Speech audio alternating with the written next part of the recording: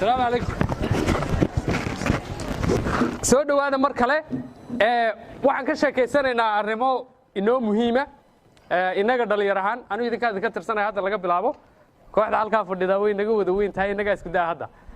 marka si fiican baan sheekaysanaynaa oo dhaba insha Allah waxaan ku faraxsanahay inaan helnay fursad fiican oo aan mustaqbalkeena kaga sheekaysano qofku marka uu korayo uu dhalinyar yahay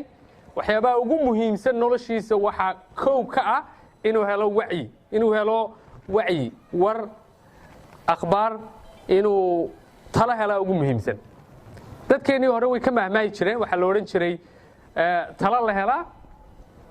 war la helaa tala la helaa soo saamayn talada iyo go'aanka lagu meel maro waxay ku xidhnayd in qofku informed yahay oo maskaxdiisa war hesho inuu qofku wacyi ku filan haysto markaan korayna daayaheenan oo kale aan joogno waxyaabaha ugu muhiimsan noloshu waxa weeyaan information inaan wacyi helno inaan war helno inaan ogaalkeenu u dhisnaado ta ugu horeysa ugu mudani waa taa number 1 marka caaw waxaan iskugu nimanay inaynu ka sheekaysano waxaan sirahayn dadka badankiisu markay sheekeynayaan gaar ahaan dadka successka iyo guusha iyo libinta ka sheekeeya waxay yiraahdaan sir baa jirta lagu guuleysto Soomaa okay inaga waxa laga yaabaa dhalinyar ahaan gaar ahaan dhalinyaradeenna Soomaalida in badan rabtay inay wax qabsato laakiin duruufo badan oo ka hortaagan arkaysa marka guusha laga sheekeynayo qof waxbarashada ku guuleystay qof dhaqaale sameeyay qof ma aragtay waxyaabaha adduunyada yaalla dadku ku hamiyo qaybo kamid helay marka qof guuleystay oo wuxuu isku dagay ku guuleystay laga hadlayo waxa la yiraahdaa sirta guushiisa waa inaan raadinaa marka dhageena way ku badan tahay sir iyo guul labada eriso inaguma badna labadaas way nagu badan Soomaa the secret to success sirta guusha maxaa ka dambeeya guushiisa qofkaas muxuu waxa u gaaray kan muxuu haray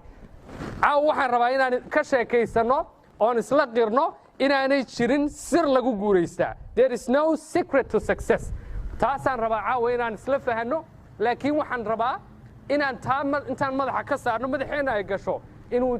guushu ay ka xigto system not a secret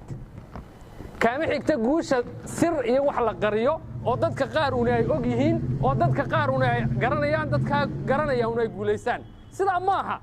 caawa laga bilaabo meel ku qoro halka gasho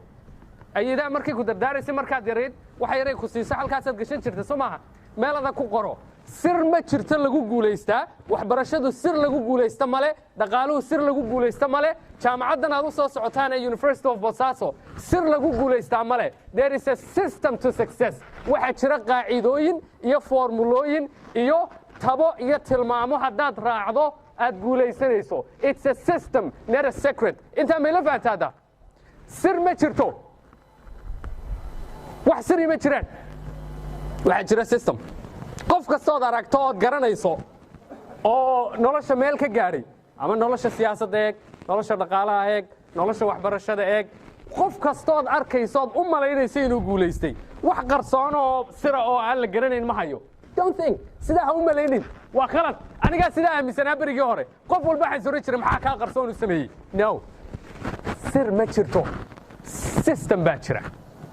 inta ma la garatay haddaad la garatay haade imsa ila faantay gacanta taagantii la faantay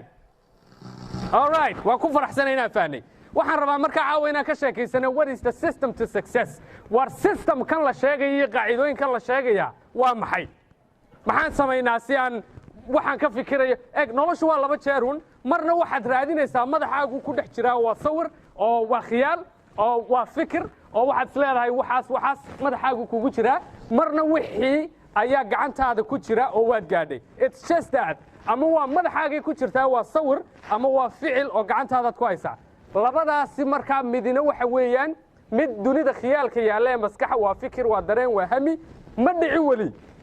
ka dhabtiina waxa weeyaan kaas oo dadka